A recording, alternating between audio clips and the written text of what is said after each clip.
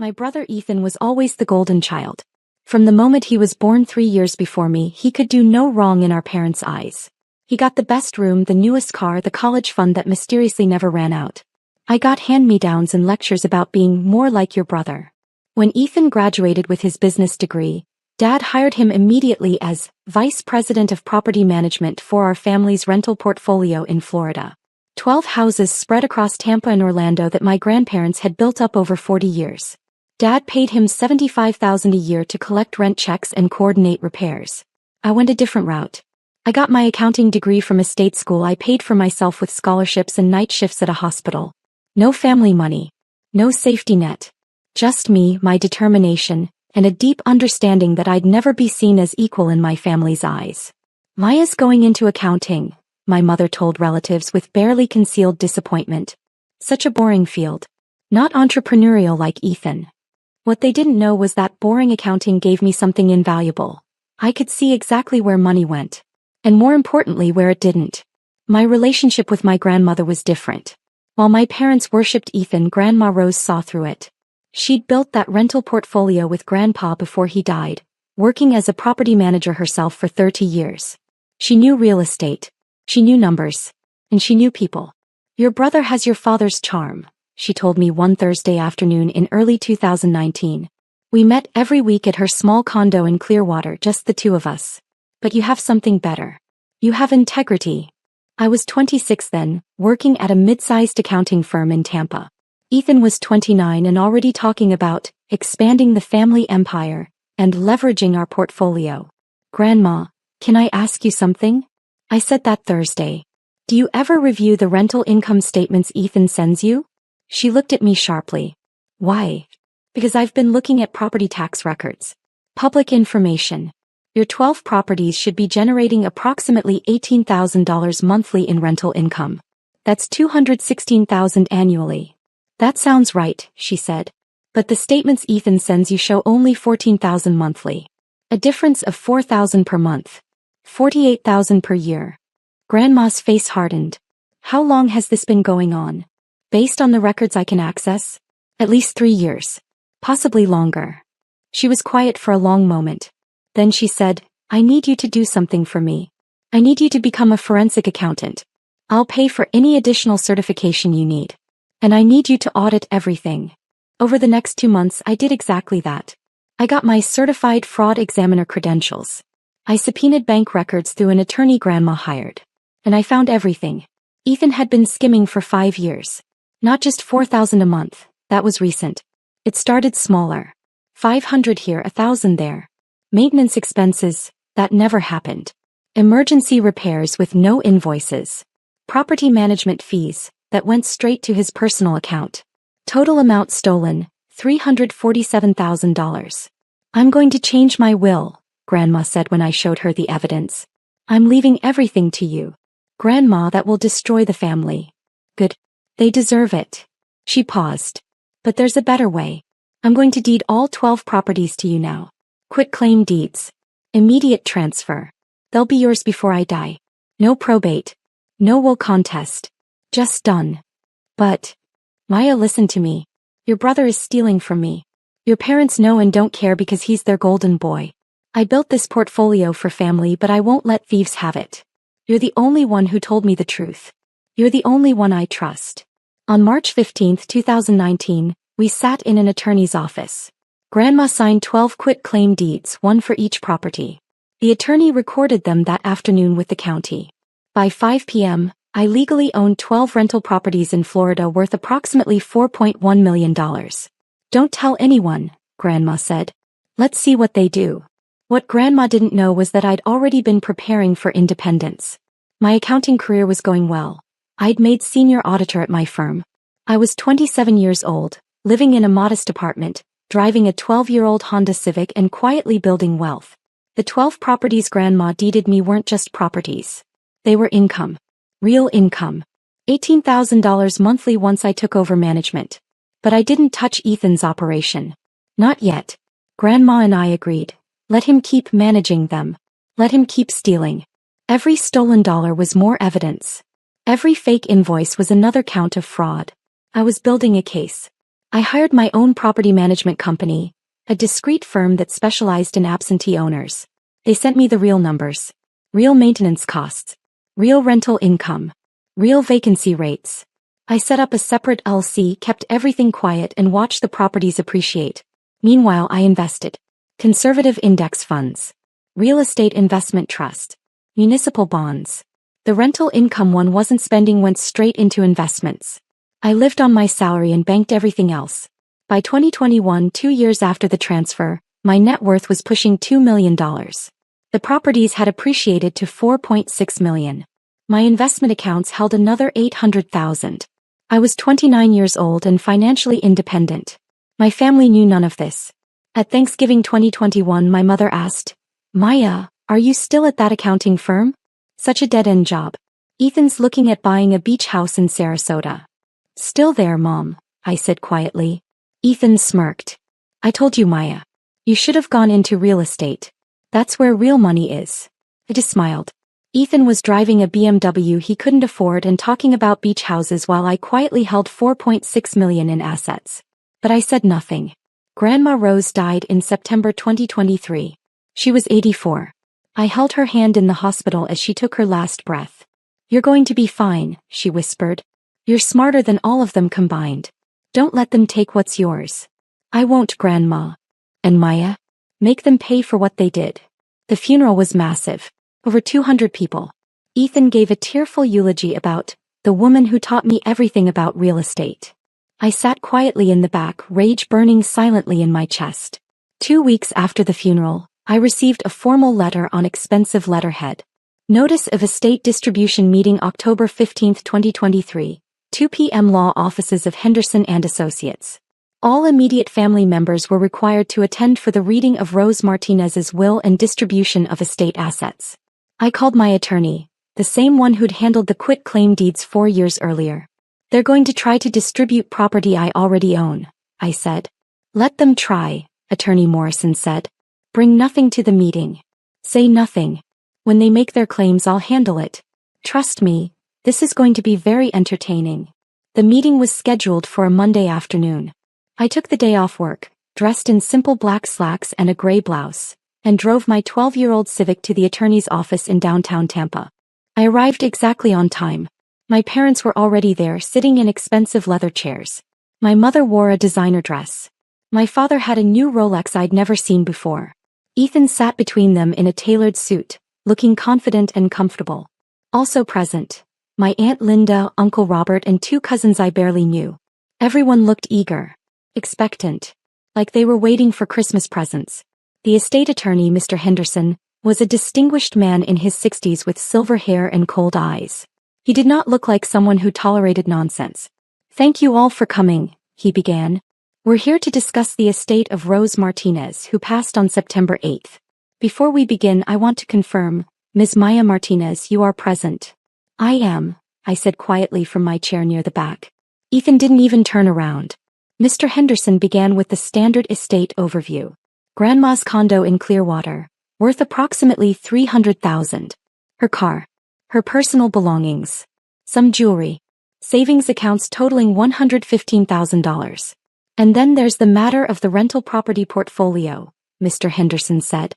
Ethan sat up straighter. 12 residential properties in the Tampa and Orlando areas, currently valued at approximately $4.8 million. These properties generate approximately $18,000 in monthly rental income. My mother gasped softly. I don't think she'd ever known the actual numbers. "Now," Mr. Henderson continued, "Mrs. Martinez's will, dated March 2019, specifically addresses these properties." "Actually," Ethan interrupted, standing up, "I'd like to address the family before we get into legal details." Mr. Henderson raised an eyebrow but said nothing. Ethan turned to face the room, every inch the confident businessman. "I know Grandma Rose loved all of us, but I've been managing these properties for 7 years. I know every tenant, every property manager, every maintenance issue. I've grown the portfolio's value by over 30%. My father nodded approvingly. "I think we all know Grandma would want these properties to stay with someone who understands real estate. Someone who's dedicated his career to this." He paused dramatically. I'm formally requesting that the 12 properties be distributed to me. I'll ensure they stay in the family and continue to grow. My Aunt Linda spoke up. That seems fair. Ethan's been doing all the work. I agree, my mother said immediately. Maya's never shown any interest in real estate. She wouldn't know what to do with rental properties. I said nothing. I simply watched. Uncle Robert nodded. Makes sense to me. Keep it with someone who knows the business. Ethan smiled. I appreciate the family's support. Mr. Henderson, I assume we can make this distribution official today. Mr. Henderson looked at Ethan with an expression I couldn't quite read. Mr. Martinez, before we proceed, I have a question. You say you've been managing these properties for 7 years. That's correct. And collecting the rental income? Yes, as property manager. I take a 15% management fee, which is industry standard, and ensure the properties are maintained and profitable. I see. Mr. Henderson opened a folder. And you're aware that property management typically includes providing detailed financial statements to the property owner? Of course. I send quarterly reports too. I sent them to Grandma Rose. Did you? Something in Mr. Henderson's tone made Ethan pause. Yes. And these reports showed accurate rental income numbers? Absolutely. That's when I decided to speak. I reached into my bag and pulled out my own folder. Thick, organized, tapped. I stood up and walked to the front of the room. Maya? My mother said, confused. What are you doing? I didn't answer her. Instead, I placed the folder on Mr. Henderson's desk. What is this? Ethan demanded. I finally spoke, my voice calm and steady. Forensic accounting report. Certified by an independent fraud examiner. Covering rental income, expenses, and management of 12 properties from January 2018 through September 2023. The room went silent. Ethan's confident smile faltered. What are you talking about? I turned to face him directly. I'm talking about $347,000 in stolen rental income over 5 years. I'm talking about fake maintenance invoices. I'm talking about embezzlement. That's insane, Ethan said, but his voice cracked slightly. Dad, she's lying. She's trying to sabotage me because she's jealous. The properties generate $18,000 monthly in rental income, I continued. You reported $14,000 to Grandma Rose for the past 3 years. $4,000 monthly shortfall. That's $48,000 annually. But you didn't start there. You started smaller in 2018. The forensic audit documents everything. My father stood up. Maya, this is completely inappropriate. Your brother has managed those properties with integrity. Actually, Mr. Martinez, Mr. Henderson interrupted. I'd like to hear this. Ms. Martinez, please continue. I opened my folder to the first tab. Property 1, 2847 Palmetto Drive, Tampa. Tenant rent, $1,500 monthly. Ethan reported $1,200 to Grandma Rose. Difference, $300 monthly, pocketed by Ethan. This is ridiculous, Ethan said. I have records. Property 2, 891 Orange Blossom Lane, Orlando. Tenant rent, $1,600 monthly. Reported as $1,300. Difference, $300 monthly. I went through all 12 properties. Every discrepancy. Every fake invoice. Every maintenance expense that never happened. My voice never wavered. My mother's face grew pale. My father sat back down. Aunt Linda looked horrified. You're making this up, Ethan finally said weakly. You don't have access to this information. You can't prove any of this. Actually, I can. I pulled out the next section. 20 pages of bank statements highlighted and annotated. These are your personal bank account statements from 2018 to 2023. Obtained legally through subpoena by Grandma Rose's attorney in 2019. Notice the deposits that coincide exactly with the rental income shortfalls?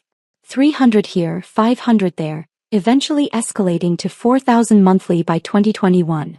Ethan's face went from red to white. How did you? That's private. Grandma Rose suspected you were stealing, I said quietly. She asked me to investigate in early 2019. I did. I found everything. And she made her decision based on what I discovered. Mr. Henderson spoke up. Which brings us to the actual matter at hand. Mr. Ethan Martinez, you've spent the last 10 minutes requesting distribution of 12 rental properties. Properties you claim to have managed faithfully. Properties you believe should be yours. They should be, Ethan said desperately. I've dedicated years. Properties you don't own, Mr. Henderson said flatly. Properties you have never owned. Properties you will never own. The room exploded. What? My father demanded. What are you talking about? My mother said. Mr. Henderson opened his own folder, a thin one, and removed 12 documents. On March 15, 2019, Rose Martinez executed quitclaim deeds transferring all 12 rental properties to Maya Elena Martinez. These deeds were recorded with the county that same day. Maya Martinez has been the legal owner of all 12 properties for 4 years and 7 months. You could have heard a pin drop. Ethan stared at the documents like they were written in a foreign language. That's not possible. I've been managing them. I've been collecting the rent. Yes, I said quietly. From my properties. Without my permission. While stealing hundreds of thousands of dollars from my accounts. Maya, my mother gasped. You've owned these properties for 4 years? Why didn't you say anything? Because Grandma and I agreed to let Ethan continue his operation. Every stolen dollar was more evidence. Every fake invoice was another count of fraud. I've been documenting everything. My father's face turned purple. This is a setup. You manipulated an elderly woman. I did nothing of the sort, I said coldly. Grandma Rose discovered Ethan was stealing from her. She asked me to investigate. I found $347,000 in embezzlement. She decided to deed the properties to the one family member she could trust. The one who told her the truth instead of stealing from her. Ethan suddenly lunged forward, grabbing the quitclaim deeds from Mr. Henderson's desk. These can't be legal. You can't just transfer. Mr. Henderson stood up, his voice sharp. Mr. Martinez, those are recorded legal documents. They are absolutely valid. Your grandmother had every right to transfer her property to whomever she wished. She chose your sister. And frankly, based on what I'm hearing today, she made the right choice. My attorney Morrison chose that moment to enter from the side door. I'd asked him to wait outside until needed. Good afternoon, everyone, he said pleasantly. I'm attorney James Morrison. I've represented Ms. Maya Martinez since 2019, when Mrs. Rose Martinez engaged my services to transfer her property portfolio. I also filed the subpoenas that obtained Mr. Ethan Martinez's bank records showing systematic embezzlement. He placed his briefcase on the table and opened it, removing a thick document. This is a civil complaint for fraud, theft, and embezzlement, ready to be filed in Tampa Circuit Court. Total damages, $347,000 in stolen rental income, plus interest and penalties. Additionally, we'll be referring the matter to the Florida State Attorney's Office for criminal prosecution. Ethan collapsed into his chair. No, this can't be happening. It gets better. Morrison continued. Ms. Martinez has also compiled a complete accounting of all property management activities from 2019 to 2023. Ethan, you've been collecting rent on properties you don't own, representing yourself as the property manager without the owner's authorization, and diverting income to your personal accounts. In real estate law, that's called fraud. It's also called grand theft. My father stood up again. We're not going to let you destroy your brother over some accounting errors. They're not errors, I said, my voice cutting through the room like ice. They're crimes. Deliberate, systematic, repeated crimes. And I have 4 years of evidence. My mother started crying. Maya, please. He's your brother. We're a family. You're not my family, I said quietly. You stopped being my family when you chose him over truth. When you ignored his theft because he was the golden child. When you dismissed everything I accomplished because I didn't fit your image of success. I turned to Ethan. You spent 7 years stealing from Grandma Rose. You stood at her funeral and pretended to love her while you were robbing her blind. And today, you tried to steal property that hasn't belonged to her for almost 5 years. Property that's mine. Property you've been stealing from. Ethan said nothing. He just stared at the floor. Attorney Morrison spoke up. Ms. Martinez has authorized me to present 2 options. Option 1. Ethan Martinez returns every stolen dollar. All $347,000, plus interest, totaling $412,000 within 30 days. He signs a confession of theft. He agrees to never contest the property ownership. And Ms. Martinez will not file criminal charges. And option 2? Uncle Robert asked nervously. Option 2. We file civil suit tomorrow morning and refer the matter to criminal prosecution. Grand theft in Florida carries up to 30 years in prison. With Ethan's documented pattern of theft over 5 years, I'd estimate he's looking at 8 to 12 years if convicted. The room fell completely silent. My father finally spoke, his voice broken. Maya, please. Don't do this to your brother. I looked at him directly. I'm not doing this to him. He did this to himself. For 7 years. While you praised him. While you told me I'd never amount to anything. We never said that, my mother protested weakly. You said it every day, I replied. Every time you compared me to him. Every time you dismissed my career. Every time you acted like I was invisible while he was your shining star. I paused. The only difference is that I have the evidence to prove what he really is. Mr. Henderson cleared his throat. For the record, Mrs. Martinez's will is very simple. The condo goes to Maya Martinez. The personal property goes to Maya Martinez. The savings accounts go to Maya Martinez. The 12 rental properties, which she already owns, are mentioned only to confirm they were transferred before death and are not part of the probate estate. She left everything to Maya? Aunt Linda said, stunned.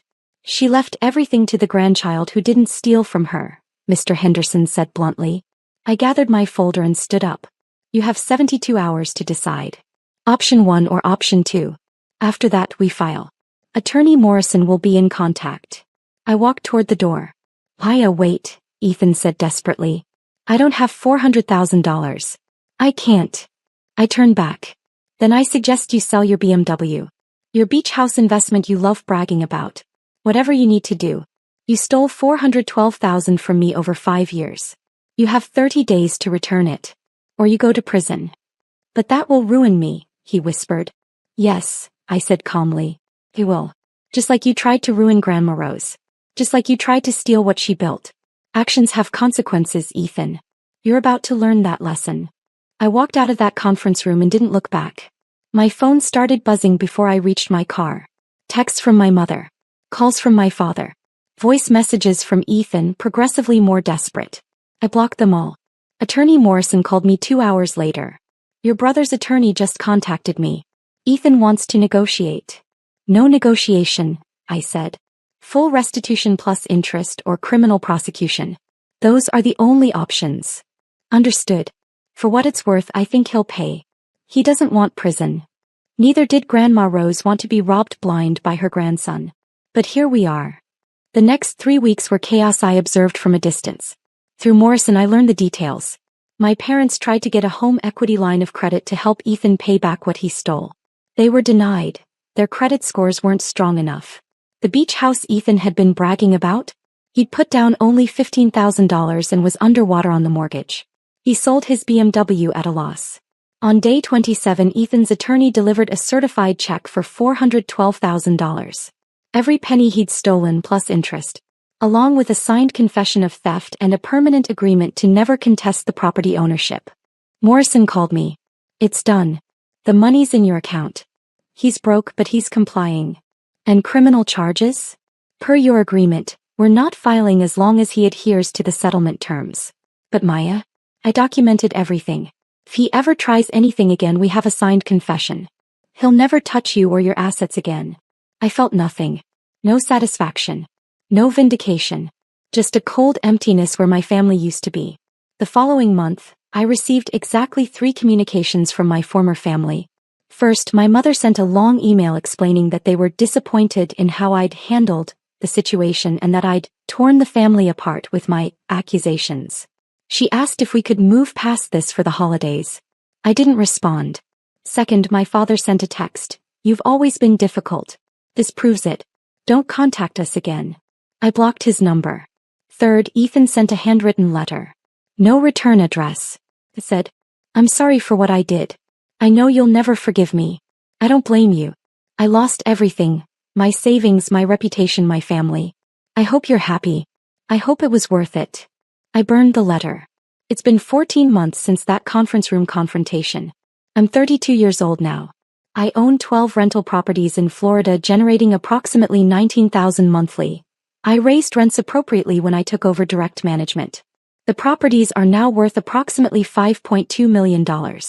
My investment accounts total $1.4 million. My net worth is $6.6 million. I bought Grandma Rose's condo from the estate for the appraised value of $300,000. I kept everything exactly as she left it. I go there sometimes on Thursday afternoons and sit in her reading chair. I never heard from my parents again. Ethan moved to North Carolina. I heard through professional networks that he's working in car sales. He'll never work in real estate again, not with a confession of theft on record.